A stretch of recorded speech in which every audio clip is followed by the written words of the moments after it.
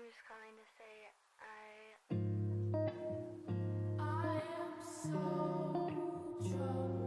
Hey everybody, it's Tony with Big T Bariatric, and I'm back at you today with another video. Today is Saturday, January 6th. At least I think it's January 6th. I forgot to look before starting this video. I have a lot of new subscribers, and one of the questions I get a lot is, hey, can you please share more about your story? I want to hear more about your journey. And so I've been making a lot of reaction videos lately, so I thought, okay, I would make a video just talking a little bit more about myself. There's not a whole lot going on because I'm still sort of trudging through the program, and I don't have my next weigh-in until the 18th, so that's why I've been making a lot of reaction videos. And because there's not a lot going on, it's winter time here in Michigan. Yeah, I'm not doing too much currently, so I didn't think there'd be too many people interested in my life, and so I've been looking for more reaction videos and stuff to do. But now that I have new subscribers who are more interested in me and my journey and how I got to weight loss surgery, I thought I'd take a break from the very long videos I've been doing and and just sort of, you know, describe the process of weight loss surgery. And I guess it really started about 10 years ago. I was probably around 600 pounds, maybe even pushing 700 pounds. And I was living with my sister at the time, my oldest sister. She's a nurse. And so she was really encouraging me to get weight loss surgery. She is very positive on the medical community as a whole. But what really stopped me from getting weight loss surgery then is it was still relatively unknown. I mean, it's probably been around for about 10, 15 years at that time, but it was still not known as a safe surgery. It was very scary. And of course, everybody I talked to about it, people in my life that I thought would support me on this journey, actually, they had a lot of scary stories to tell. Everybody knows somebody's aunt's cousin who got the surgery and it didn't go well for them, or they died because of it, or they had malnutrition issues for years and they've been very sick for a long time, or they stretched their stomach back out and the surgery didn't work well, or there was all kinds of horror stories out there. And so I was listening more to the horror stories because I didn't really want weight loss surgery. But now I absolutely regret it because not getting it really helped me lose about a decade of my life. And I just think, okay, if I had gotten the surgery 10 years ago, I would have been in a much better place right now. And so I really had to learn how to grow up in a world where I didn't have a support system around me. I was moving back and forth between my mom and my dad and my grandparents, and, you know, just moving all over the place. I didn't really have a stable foundation or roots or anything like that. So, you know, the only thing that I could turn to that gave me any sort of comfort and pleasure was food. And so, yeah, I just kept getting bigger and bigger and bigger. And then when my dad died, he did eventually get out of jail and got his life turned around. And, you know, he moved up here to Michigan and I moved in with him. And so, yeah, just for that amount of time, I had a stable environment for a very short amount of time. I went to high school here, Grand Blanc High School, and I really loved it. Like, I felt like that was the most normal time of my life, even though I still didn't have normal experiences in high school. I didn't go to prom or any of the dances. I didn't have a girlfriend. I did play football, but yeah, it was just very weird how it happened. It was like not long after I graduated high school, my dad died in a work accident. He was crushed to death. And so that really added to the trauma, and I just really lost control at that point. I gained 300 pounds, and is when I moved in with my sister, Katie. Amazing woman. I'm glad to have her in my life. And, you know, she was really trying to get me to get weight loss surgery, and of course it didn't happen, and I left her house and ended up in Flint, in a very bad situation. There was sort of like this dilapidated house in Flint that was rented out to several people, and yeah, it was just not a good situation. I couldn't wait to get out of there, but I did eventually get back on my feet. I started my writing career, and from there my weight went up and down because I was in a bad situation. But when I got a job making a decent amount of money writing, I ended up having the money to go to McDonald's, go to Burger King, and I just kept eating and eating and eating, and I ballooned up in weight. And then I did lose some weight because I got into the bariatric program again, and I just sort of stopped doing it again because I got scared. I was afraid of doing it. Again, just hearing a lot of horror stories.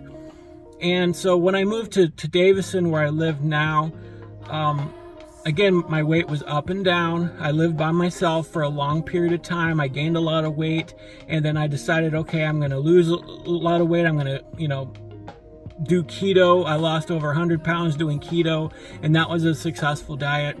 And about the time that I needed gallbladder surgery, my mom was living with me then because, she wasn't in a good situation either. She's on disability, and so she wanted to move in with me and help me out and encourage me to lose weight. And so when I had my gallbladder out, I talked about this before in other videos, that I couldn't do keto after getting my gallbladder out because it's, my body just had a more difficult time processing fats. And so keto is really a high fat diet. So when that failed, I ended up gaining weight again. And so that sort of led up to the end of last year. It wasn't even New Year's yet. I was like, you know what, I'm going to break the tradition. Usually every year at New Year's, I'm like, all right, I need to lose weight. I'm going to do it this year. I'm going to make a resolution, and I'm going to drop 300 pounds. And, just having that expectation. And it didn't end up working. And I started out really well. Right after Christmas, I'm like, I'm going to do it. And I ended up losing 30 pounds at first. And then I gained that 30 pounds back by January. And then I was like, all right, February's coming up. I need to get on it. And so I lost another 20 pounds. And then I gained some of it back. And I'm like, you know what? I need help. I cannot do this on my own. My up and down yo-yo dieting is just not working. I tried the Mediterranean diet. I tried going back on keto. And of course, that's when I realized it wasn't working again. And I wasn't losing weight on it. And I tried Weight Watchers. I tried different things because I'm like, okay, this isn't working. That's not working. I'm struggling with my appetite here and there. And eventually I was convinced, like, give the bariatric program a try. And part of it was I wanted to lose a lot of weight before I went back into the bariatric program.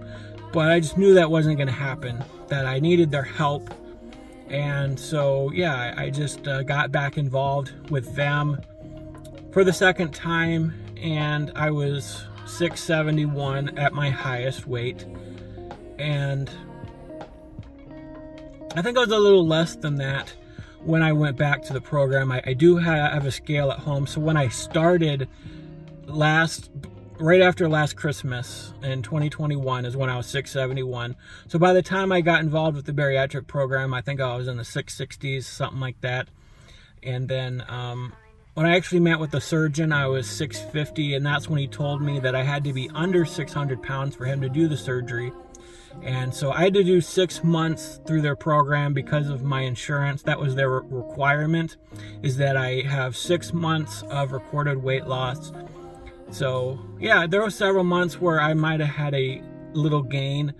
So, it lasted longer than 6 months. I think it was about 8 months is how long I was on the program for. And so again, a couple of those months, there was a weight gain. And I was afraid because I knew for my 600-pound life, Dr. Now's like, you didn't lose weight this month. I'm going to give you one more chance. And if you don't lose weight, there's no point in me helping you.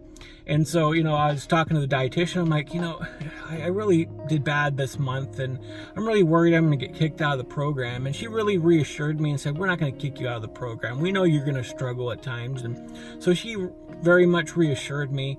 So if you're worried about getting involved in a bariatric program and you think every doctor is going to be like Dr. Now, is going to crack the whip and kick you out of the program if you struggle, that's not true. Not every bariatric surgeon is that way. And I think that he's that way because of TV and reality TV. So he's got to add some drama in there and threaten to kick out somebody who's struggling. But yeah, it was just one of those situations where I had some ups and downs, but after meeting with the surgeon, and he told me, all right, you got to lose 50 pounds and I'll do the surgery. That is what really clicked in my brain for me. And I was able to drop 50 pounds in the next maybe 2 months, and got qualified for surgery. I met with a psychologist and had a good meeting, a few meetings with her, and she approved me. The insurance approved me. And so my surgery was on October 18th, and a lot of it was nerves. I was very, very scared because, again, you know, there's all kinds of bad stories out there of what happened to people who try to get weight loss surgery. And I saw stories online of people who went to Tijuana and got it and ended up dying. There was an ABC News report on that. And I kept looking up stats on it, like how many people die from weight loss surgery. So I was really scared of dying on the operating table because I knew I was still bigger, and I know Dr. Now and other surgeons would prefer that you were smaller before having any kind of surgery. But what really encouraged me is that I was, you know, at my heaviest when I ended up getting my gallbladder out. And they said that that surgery is comparable to the weight loss surgery. So I knew that I was able to succeed. But when I had my gallbladder out, my surgeon told me that I did have trouble breathing when I was having that surgery. So again, I was worried, even though I had lost over 50 pounds by the time I had my surgery. Actually, it was closer to 100 pounds, actually. Yeah, even though I had lost quite a bit of weight, whatever poundage that was, I still felt like that there was a chance that I could die on the table. And so that day I woke up. My pastor actually drove me in because my sister had to work. We had planned, you know, the two of us going, but she had to work. And yeah, I went in there early, and I ended up getting lost because I was supposed to check in at the front desk, but I ended up going upstairs to where they were and checking in with surgery first. And they're like, no, you got to go back downstairs. And I was like, oh man, I can't even walk all the way back downstairs. I just walked, must have been a mile, and I couldn't walk anymore. Fat guy don't walk very good. And so after checking in, getting all that done, I had to go all the way back downstairs, and they had to do a blood draw. I had to give them a urine test, and I ended up actually spilling my urine all over the floor. So I felt really bad. I'm like, oh man, that was bad. But I was just so nervous, and I just wasn't thinking right. I was like, man, I kept thinking, I'm like, man, I got a few hours left to live. I got a few hours left to, oh man, surgery's coming up, and it was scary. But everything went well with the blood test and the urine test. And so they brought me into the surgical room. I guess there's like a prepare room where I had to take all my clothes off, and some big black nurse, I forgot what her name was, but she was awesome. She was hilarious, and we were cracking jokes because that's what I do when I'm nervous. I crack jokes, and I try to make people laugh and stuff like that. So we were cracking jokes at each other, and she had to shave me, and I didn't think she was too much smaller than I was at that time. So I was like, huh. Oh well, I didn't know that you could get a job as a nurse and still be pretty big, but I'm not judging her for that. Like I said, she was really awesome. And so she had to shave my entire stomach, and she goes, Dr. Keto, who was my surgeon, he likes them nipples down. And so we were laughing about that. So she shaved my entire stomach, and she had to wipe me down with these wipes, surgical wipes and stuff like that. And yeah, from there, I was supposed to have surgery at, I think it was 11 o'clock, and it was made an hour earlier, so 10 o'clock, because they had somebody not get the surgery. So, but I ended up not getting wheeled back to almost after 1 p.m. And so the scariest part is being wheeled back into the surgical room itself, and you just go in there, and it's like an alien lab, like you've seen those images of people who've been abducted by aliens. You know what it looks like. You got the big strobe light, and you got this long table, and oh man, it was scary. And so I had to transfer from one bed to another, and I had to put my arms out almost like a cross, and they had to strap my arms down. And so I'm still awake. I'm laying on this hard operating table. I wasn't too comfortable, just staring up, and there's surgeons all around me and people prepping me, and it was scary. But of course, you know, they had me count down from 10, and I didn't even get to 9, and I was out. I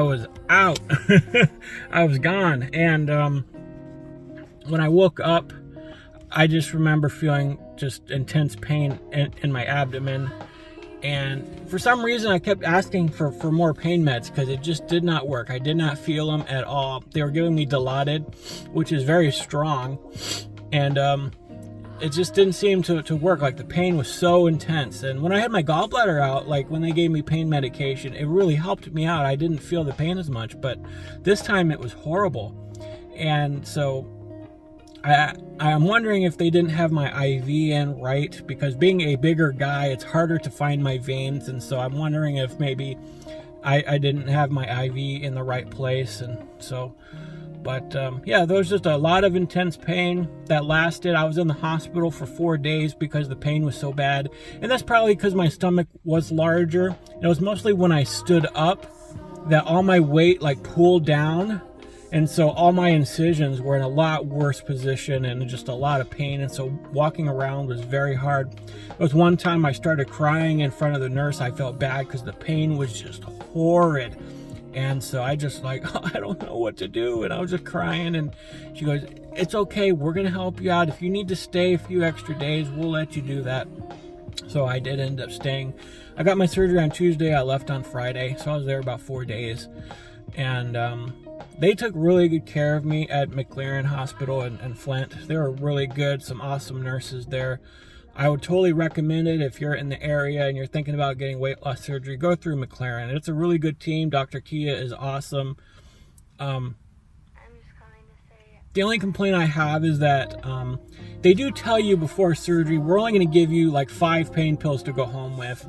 And so even though I was in a lot worse pain, and the nurse did prescribe me about 12 of them, and I'm very thankful for that she gave me more, because before surgery, they're like, don't even ask for more. We're going to give you 5 and that's it.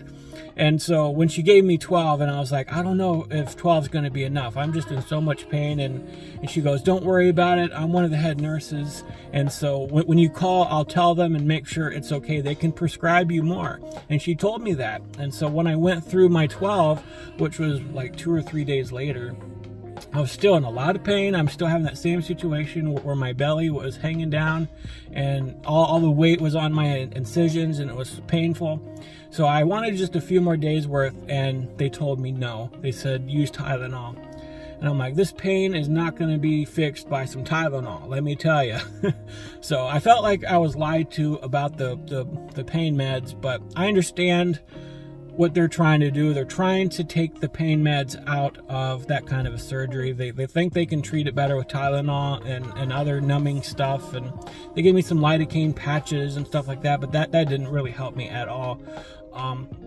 I think I have a very low tolerance to pain. So just when I'm in pain, I just can't take it. Like, I'm just used to pain though. My knees and my back and my ankles are just constantly hurting, but they don't hurt nowhere near as much now that I've lost all this weight. And so I'm feeling a lot better now. And this is going on 20 minutes, so I think I'm gonna cut it off here. But really, that was my experience getting weight loss surgery.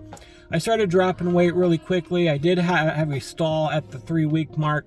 Then I had another stall around the 2-month mark. So if you're thinking about getting weight loss surgery, you're gonna have stalls. Some people don't. That's fine. Some people do. It's just your body getting used to the whole situation. So you have to let your body adapt to the surgery, to a new way of eating. You're going to go through 5 different phases. Is it 5? No, it's liquid diet, then the puree stage, and then soft foods, and then normal foods. So 4 stages you're going to go through. And once you get to the normal food stage, you're going to be able to eat whatever you want. I've been eating whatever I want.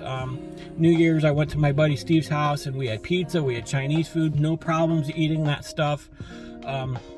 Just a lot less of it. I mean, before when we got Chinese food, I'd get like an entire quart of sweet and sour chicken and a quart of fried rice and like 4 egg rolls, and that was just the bare minimum of what I would eat.